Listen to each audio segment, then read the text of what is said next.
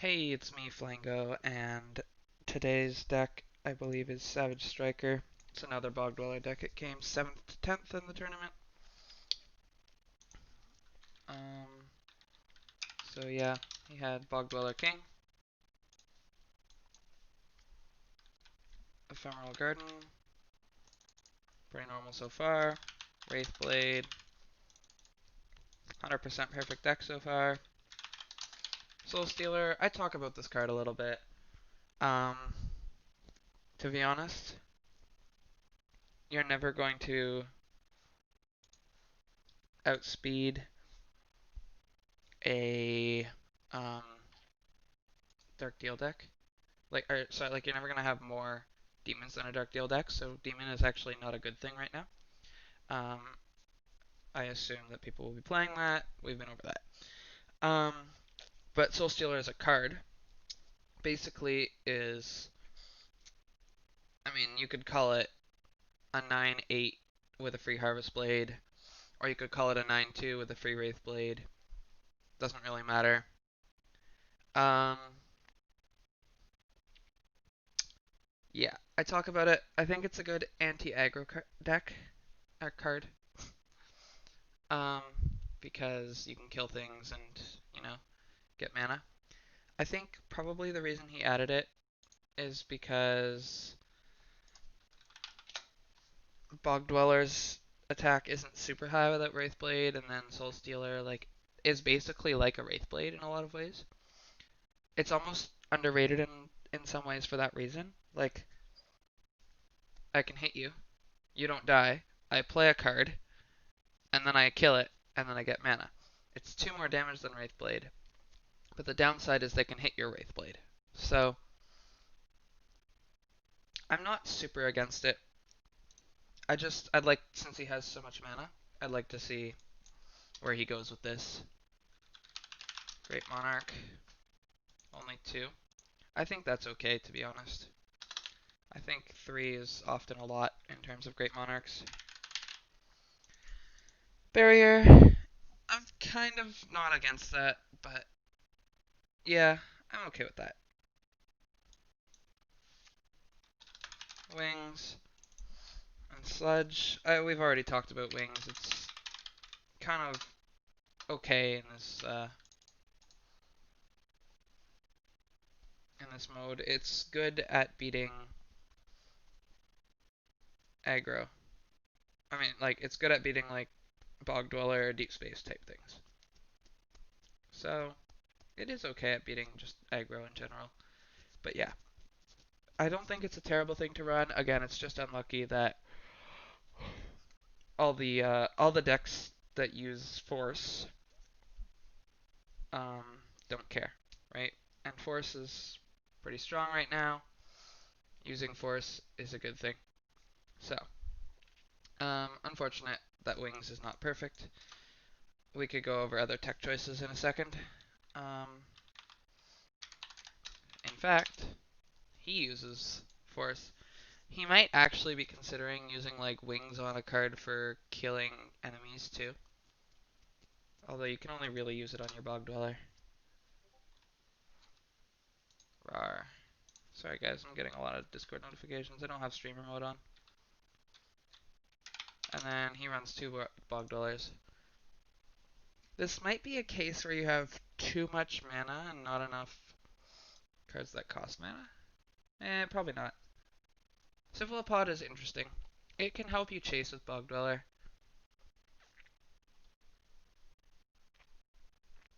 But it's just okay. I don't know. I feel like I would actually take the same sort of idea as Zenith Shadow's deck and replace Cephalopod with like Chimera. Well, he didn't play Chimera. He played Inferno. We've talked about it. I still think Chimera is a little bit better in this deck. Um,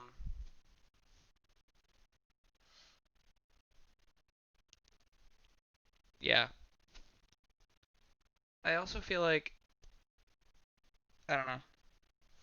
Does Soul Stealer need to be Soul Stealer if you're going to be trying to avoid Psycho Fiend to get Cephalopod? I don't know. Oh wait, is this the deck that I started with? Did I add too many cards?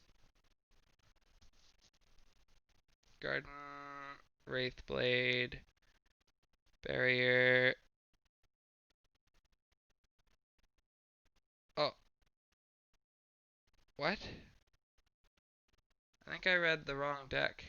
Or I read the deck really wrong. Oh, no, no, no, no, no. Here it is. 2 wings, 3 sludge, Cephalopod, and 2 bog dweller. 2 soul stealer, garden. I don't know. I guess this is it, yeah. It's 23 cards. So I would be okay with just removing the Cephalopod altogether, being a little more streamlined, and you could drop a wings. And I feel like that does just make the deck better. A big part of this deck is like, since you have no creatures, it's just like soloing with Bog Dweller, right? So Cephalopod can help you chase for 1 turn, but I don't know, you're kind of just trying to kill everything with Bog Dweller and just 1v1 the world.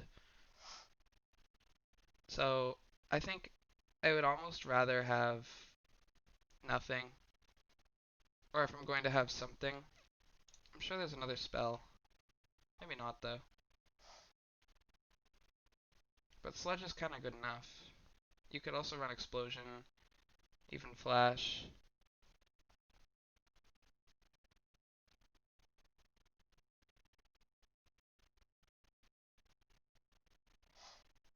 Even Exchange isn't the end of the world. I wonder if All-Seeing Eye will eventually get play. I think it needs a nerf or a buff. Okay, so the other thing is that you really don't have any terrain for your Bog Dweller, so it's only doing 16 and it's only a straight line too, which isn't great. So instead of wings, I would much rather have Swamp. But I also think that you want Swamp Terror. Is that not what it's called? Oh, I'm under units. So you could just drop the Swamp if you wanted. I don't know what else I would drop.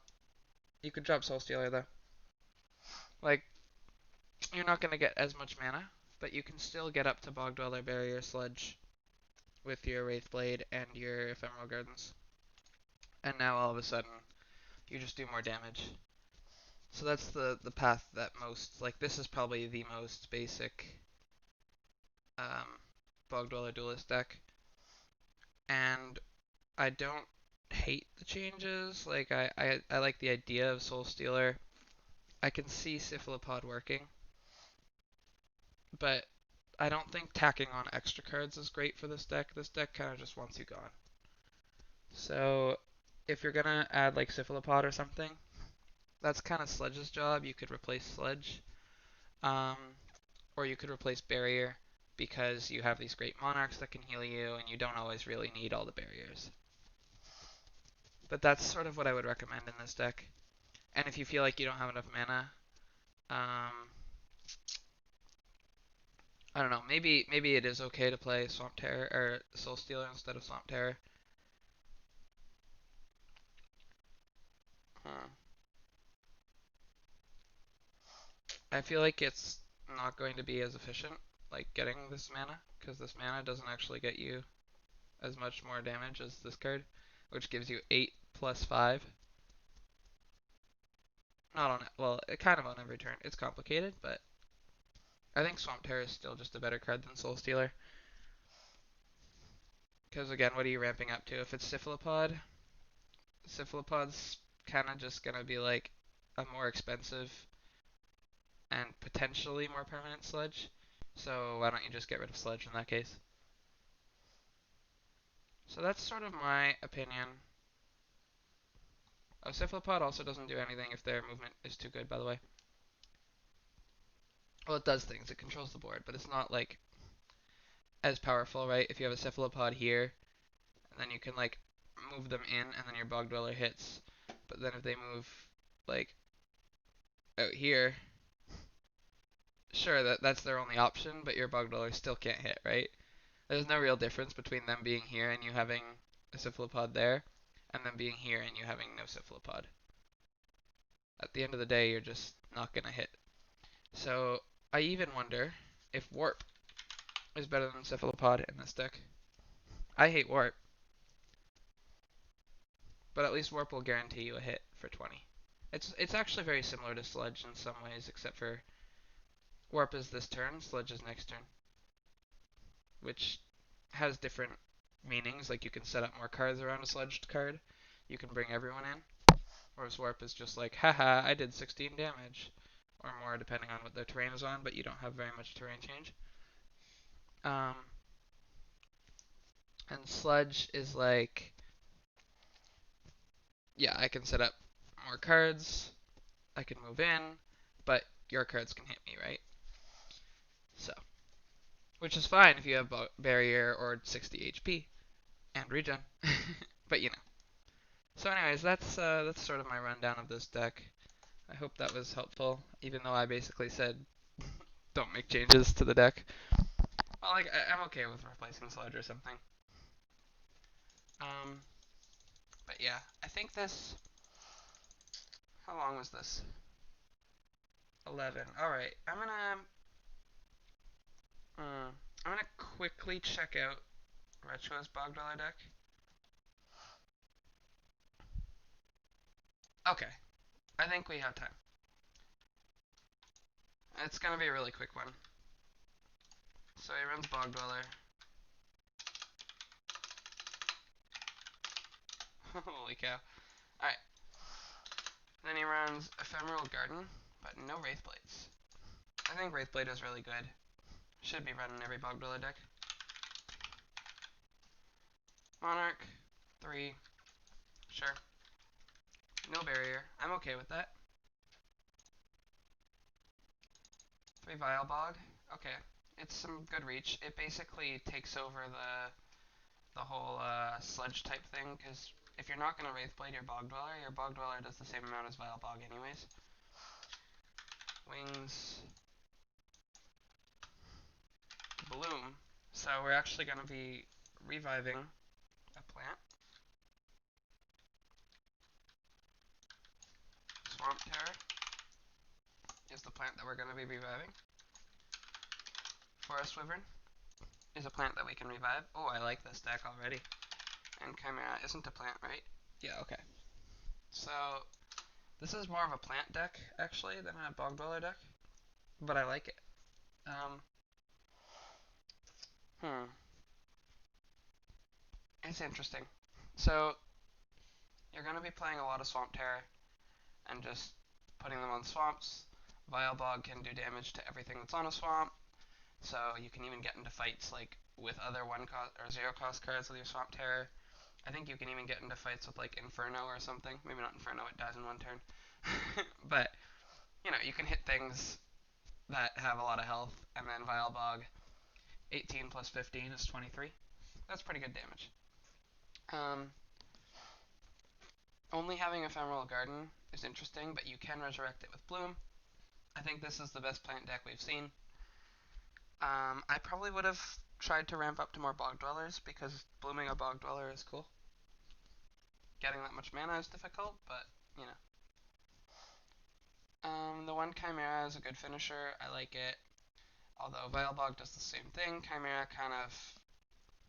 It can fight some of the bigger cards, too. Wings ended up being an unfortunate tech choice. I still think Sludge would be a better choice. Especially since you're running Forest Wyvern, who usually only gets to hit once.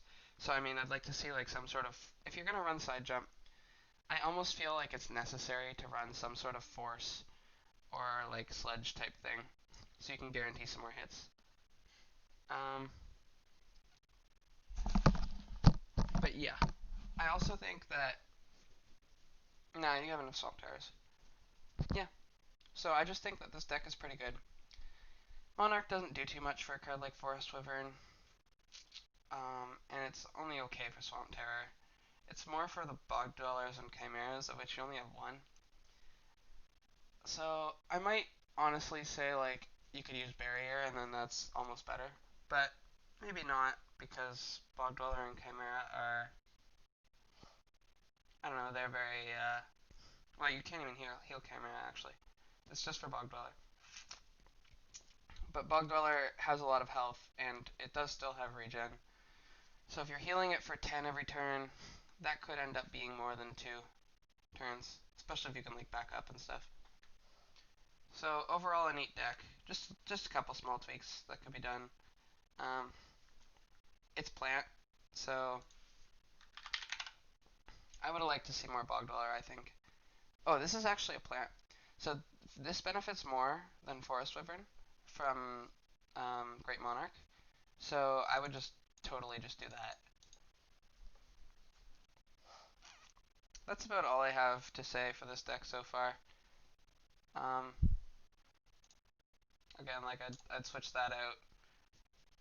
I may or may not. I like Chimera, but